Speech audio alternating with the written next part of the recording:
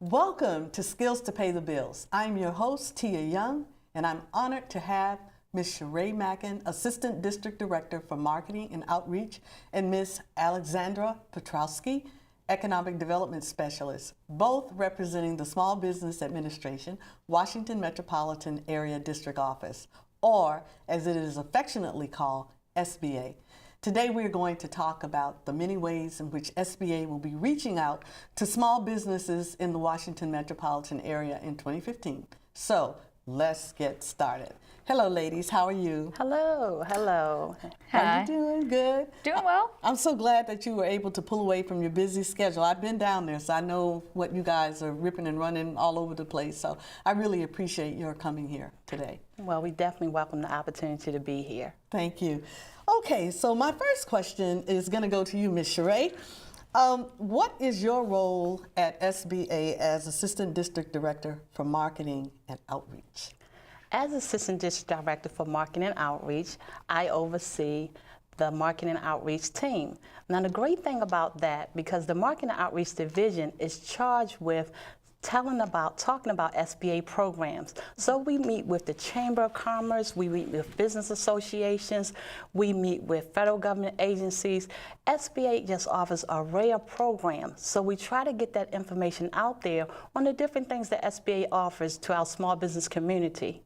Okay, and you're doing that on a national level, right? SBA in general does it on a national level, but the Washington Metropolitan Area District Office, we cover Northern Virginia, Washington, D.C., and we also cover Montgomery County and Prince George's County. Wow, okay. Now, Ms. Alexandra, tell us, I think, and correct me if I'm wrong, Economic Development Specialist Correct. is your title. So tell us what your role is at SBA. So my role as Economic Development Specialist is going out into the community and getting the word out to small businesses about the different resources that we have available to them.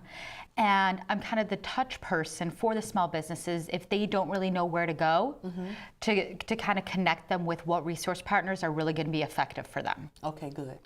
Now, I've got to admit, I talk to a lot of small businesses, and they go from one end to the other. Some people say you're a small business if you're under $8,000 or $9,000. You're a small business, and I get other people that say, oh no, you got to be in that $20 million range. What does SBA consider to be a small business? That is a great question because that is so true. Everyone has their own definition of what a small business is. And true. SBA generally determines a small business as either the number of employees or either the annual revenue.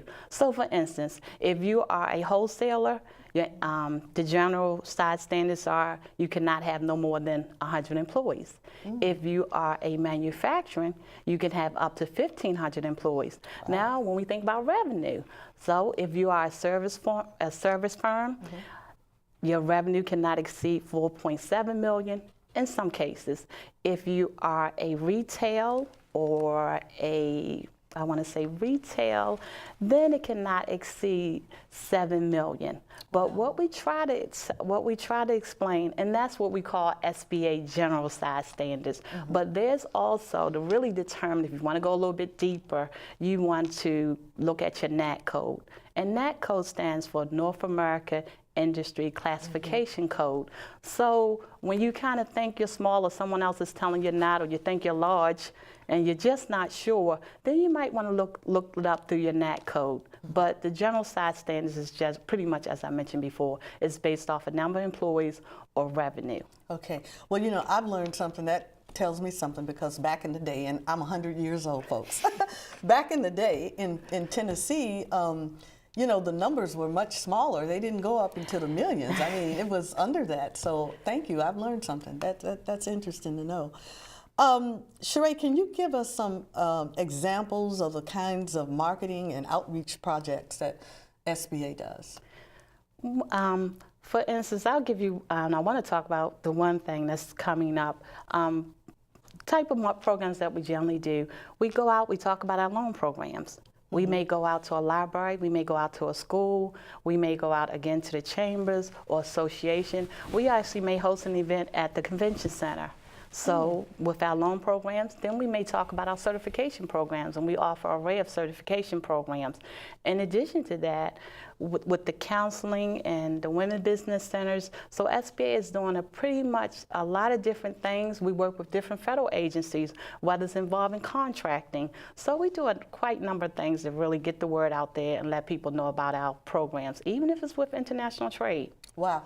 Now, when you mentioned the word certification, so back in my day, it was just 8A. So you got different types of certifications now.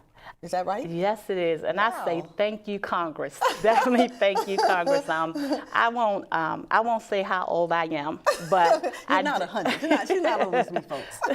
But I can remember when it was just the 8A program, and then it was called Minority Enterprise Development Program. Okay. And now it's been called 8A, which is a socially economic 8A business development, which for socially economic businesses.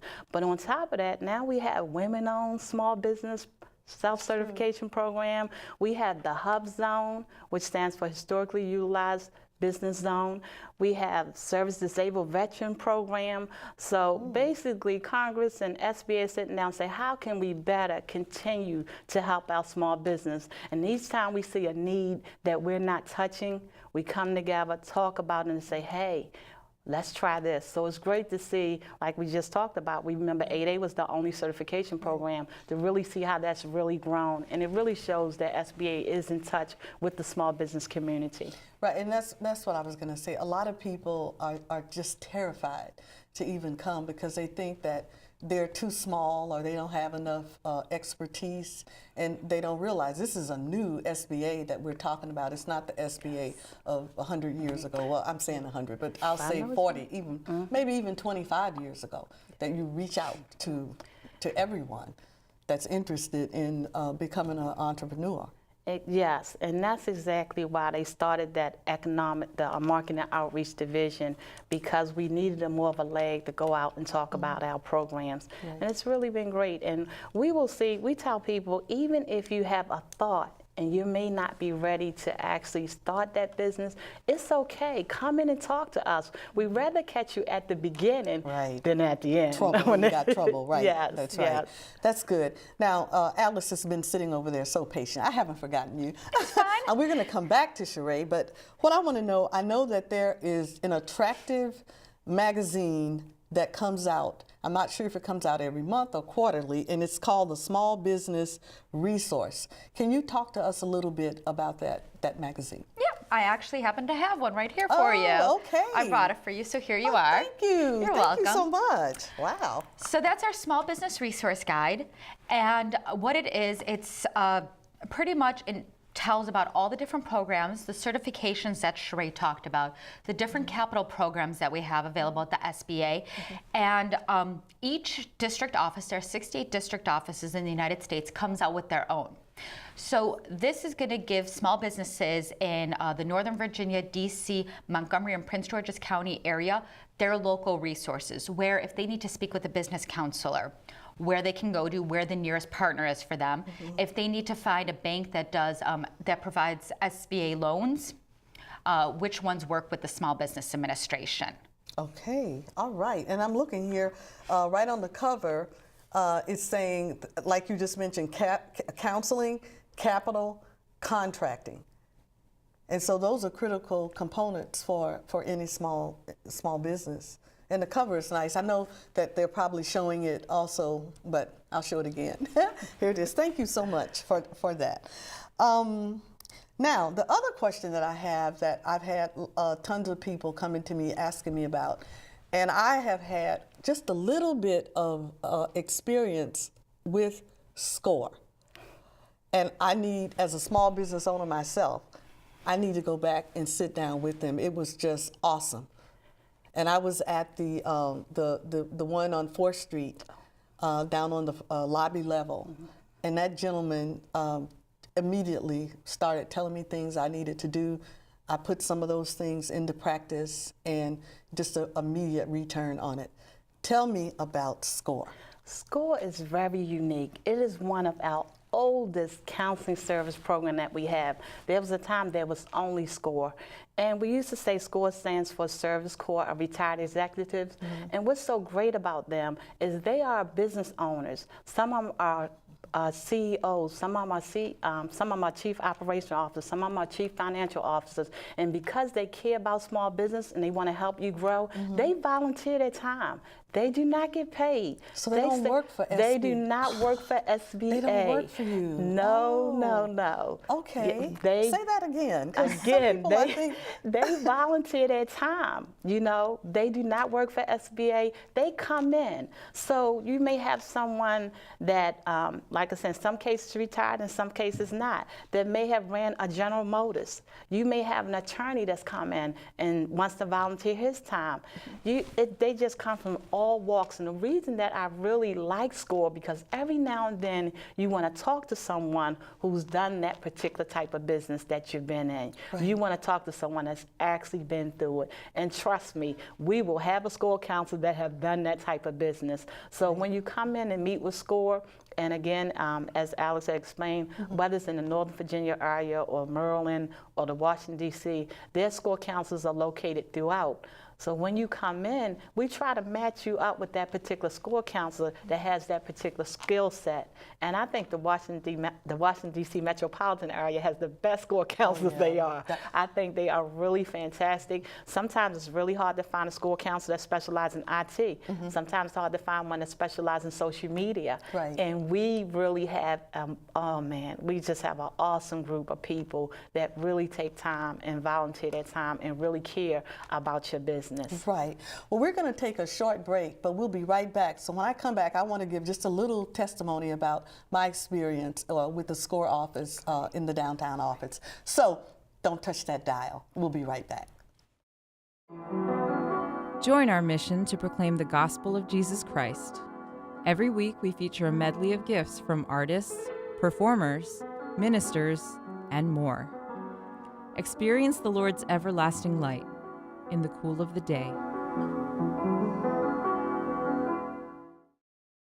Thank you. We are back. And before the break, we were talking about the SCORE office, and I was about to give just a little bit of a testimony of my experience. I happened to be in the office, and I think I was talking probably to Julie about something. I forget now what we were talking about, but on the way out, I saw the SCORE office, and I said, let me go in here and just see what this is all about. I'm hearing people talk about SCORE this, SCORE that. I didn't have an appointment, actually, and I probably should have. But they were very gracious to me, set me up to see. I had to fill out, I think, a 1 or 2 page document. And this gentleman came out to talk to me. And, you know, he started asking me questions about the business and everything, and I was telling him. And he had some things to tell me that most people, maybe for somebody that they had never seen before, maybe they were a little nervous about telling you, but he was able to tell me the things that I was doing wrong in a very nice way. I mean, we sat there and he went down, he explained everything to me and gave me step by step on what I needed to do. You know, he was even concerned about us being a small business and coming down actually to the DC office because there's no parking. It's in the Capitol Hill area, there's no parking, and the parking lot is expensive. Yes. And so he was even telling me, he said, as much as I, you know, would like to be the one to mentor and to help you, that there are resources in Virginia where you live that's near. And that really meant a lot to me for him to do that, and went so far as to give me the name of the organizations in Virginia that have SCORE offices there. And I went right to the office and started making changes in some of the things that I was doing that was not, you know, the correct way of doing it. It wasn't anything illegal or anything like that, but it's just, you know, you don't know what you don't know, right? Exactly. You know, you just don't know what you don't know. The stuff I know, and the other stuff I don't. So, Sheree, did you have more that you wanted to tell us about some of the programs? Yes, because, I mean, as we mentioned before, SCORE is one of the oldest counseling services, but we also have the Women Business Center, and they're located throughout. And one of the things we were running into with sometimes as women, you want to talk, you want to see you on the other side of the table. Right. And so with SCORE is great, but sometimes we really like to talk to another female. Yeah. And so that's where we came up with the Women Business Center. And some of the Women Business Centers have daycare centers. They have things that are after hours, on the weekends, and not too many of our counseling services that we have provide evening counseling or weekend counseling. And for the Women's Business Center, we thought about not just the woman that's looking to start a business, but we thought about that woman that's a stay-at-home mom. Yes. So part of that was That's through right. that, yeah, That's it was right. through that development. So in addition to that, we have the Small Business Development Center. Our Small Business Development Center is really excellent. They do a number of counseling, especially when you're thinking about research or you need help with your certifications or just help build your customer client base. So they are great. So we just have so much, and we laugh because sometimes our clients stop all over where the Women Business Center may have seen them and SCORE may have seen them and the Small Business Development may have seen those clients, and that's fine. We share alike, you know, so it's if you see one group, it doesn't mean that you can't see the others. There's nothing wrong with that, but we share alike. And that was wonderful. I think that's wonderful. Sheree and Alex, now how much does all this cost people when they come in? How much do they have to pay? All right, let me just brace myself so I can hear. Ooh. Ooh. Are you ready to tell her? Yeah. I guess I'll tell her. Zero. What? Zero. It is free. Where else can you go? The counseling and all of this stuff? Counseling at all the different centers is free. The help with your certification? The help with your certification is free. And anyone that's Googled information and saw the cost of what it may cost to have a company help you put together your certification packet, and you can come to SCORE or the Small Business Development Center or the Women's Business Center, and they can assist you with that. Or if anyone's trying to do a strategic plan or a marketing study and trying to figure out where they're going to get this information from, and you realize there's a free resource out there that can help you. People tend to think that our counseling service only helps startup business, but no, we help high growth.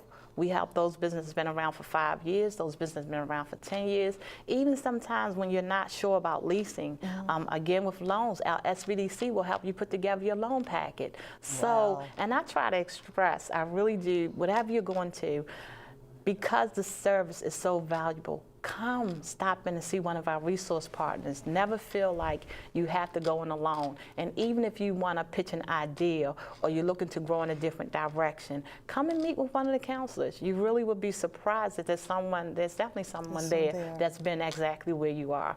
But it's a free service. That's you amazing. know. That's really amazing. We're gonna come back to you, Sheree, because I have some more questions, but we gotta get one of the hottest things on the minds of small businesses today is this health care coverage under the Affordable Health Care Act. And Alex, I know that you are the resident expert in your office, so tell us about the Affordable Health Care Act and how it hooks up with the small business person. Okay. So the Affordable Health Care Act, fondly as I call it for the acronym, the ACA, and we'll be referring to it because it's just a lot quicker. Right. Under the ACA, what it allows small businesses to do is to provide health insurance to their employees so that these businesses can attract and retain top talent. Whereas before, small businesses, that was the number one problem that they had, was to be able to provide affordable insurance for their employees, because the risk pool was so much smaller among small businesses, because you just don't have as many people to outweigh all the different risks between gender and health and dependence and so forth. So that's what the Affordable Health Care Act is trying to do, is trying to allow those small businesses and individuals who weren't able to afford health insurance to get health insurance. Okay, all right.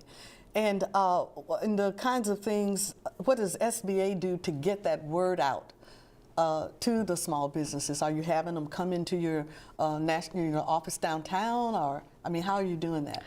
A couple of ways. We've partnered up with the DC Chamber of Commerce, with the Prince George's Chamber of Commerce, Northern Virginia Community College, to do presentations, to get the word out there and to have somebody try to explain it in layman's terms. Right. Usually that person's me, and I am not a lawyer nor an accountant, but I will do my best to explain it to you, and what it all means and how it relates to small businesses, what tax credits may be available to small businesses if they choose to provide health insurance, and also if they choose not to provide health insurance, what payments they may have to incur. Okay, very good. And I'm going to come back to you later because I have another question about that. But the one thing I want to get to, because what's on everybody's mind, small businesses, is money, financing. What can you talk to us about the types of capital or financing, both traditional maybe, and I've been reading some of the literature that comes about, you're now into some non-traditional types of financing. Can you talk about that? You know, the one thing I try to, and I really, you're going to see me go back and forth with the resource partners. Sometimes when our small business go to the bank, sometimes they are denied, sometimes they are approved. Yeah. But one of the things they really don't realize is that you have to put together a packet. Sometimes you may not know how to communicate with the bank the way our resource partners do. So they, again, will put together that packet to help it make sense. Now, SBA loan program, I want to get that out the way first, because people say SBA loans are difficult to get and stuff like that and all that. And generally it's because your packet is not really telling the true story. So what SBA offers, one of our main programs is a 7A program. It's a seven as in a number, A as in a letter. But it's a guarantee program where we guarantee the bank. Basically, we say to the bank, if you make this loan, then we will guarantee up to a certain percentage. It could be 85% if it's related to 85% guarantee. If it's related to international trade, it can be up to 90%. It makes the bank a little less, it gives them a little bit more security, you know, now. Because they are taking a risk. They are taking a risk. Yeah. Now, so that guarantee program is a plus to the bank. Now, I've had clients say to me, well, if SBA is going to guarantee the loan, you know, why can't you just give it to me? Well, the banks still have to do their due diligence, but it really does make it easier on the banks. And I agree, it's generally hard for a startup to find funding. But then we also have the micro program. Those micro loans, that's one of the newer things. And when that first came about, they were making loans as low as $3,500, in which they still are. So let's just say we had a cab driver that owned his own cab, and his engine went out. He could actually apply for a loan to have that taken care of. There was usually no such thing. Sometimes if you're a home-based business or you just need some inventory, you can go through that micro lender, and that's located, that information is located in the resource guides. So are they having to fill out 98 pages of financials, and because that small business person probably doesn't have all that, maybe? That's why I'm asking them to. Now, SBA, we are government. Yeah. Okay. We gotta make sure we stay in business. Right. But some of the loan programs, some of the express programs is a one application. Oh, you know, okay. Some of the micro loan programs may be a 2 application, but depending on the amount of money you're looking for. Right. So you have to make that banker know that that you will be able to pay this loan back. So they are going to ask you for financials. They are going to ask you for your tax returns and your balance sheet and your income statement. They are going to tell you, talk about your business. Let me know. They want to make sure that you have a vendor, whoever you're buying your product from. So those things are going to be required within the loan packet. And any serious small business person should have an accountant. You should have that in yes. if you're serious. Right. And so with the SCORE and the Women Business Center and the SBDC, they will sit down and help you put that together. So now you don't feel like you're talking to yourself and you're trying to figure all this out. Yeah. And that's what I really like about that, is that once you have someone sit down and actually help you put together that packet, you'll find out that, hey, this may not be as bad as we thought. And then our bankers, believe it or not, sometimes have relationships with our resource partners. And they sometimes may know, okay, this particular, you may have a bank that say, oh no, we don't do restaurants. No way, no how, we're not going to do restaurants. Yeah. And you may have another banker over here that says, hey, we might not do restaurants, but we'll do carry out. You may have someone over here that likes retail, another bank over here, oh, we don't touch that, we won't touch nothing below that. Right. So just because you may have been turned down at one bank, it doesn't mean that another bank will not do it. But I suggest talk to someone else, find out what type of bank is making the type of loan that you're looking for, and that's where the counselors come in play. But SBA does have an array of programs. Okay, well, we got 1 minute. So I want both of you kind of to have the last word. Can you just give me one thing that you want small businesses to know about the affordable health care? Oh my goodness. Sign up. Again, the Affordable Care Act is trying to provide small businesses with an avenue to provide health insurance for their employees. Okay. So, and it is not government-run health care. You are still dealing with private insurance companies. Sheree. Mine is exporting. I want business to start thinking about exporting. Okay. People seem to think that if they're not large, if they don't have a product, exporting, even if you're a service business, think about exporting. Okay, you heard it. They had the last word. I want to take a few minutes just to thank Sheree Mackin and Alexandra Petrowski for giving us a peek in what's in store for 2015 at SBA. Last but not least, I want to thank you, our viewers, for sticking with us and turning us on every week. We really, really appreciate it. We want you to tune in next week for another great show on Skills to Pay the Bills. Bye-bye.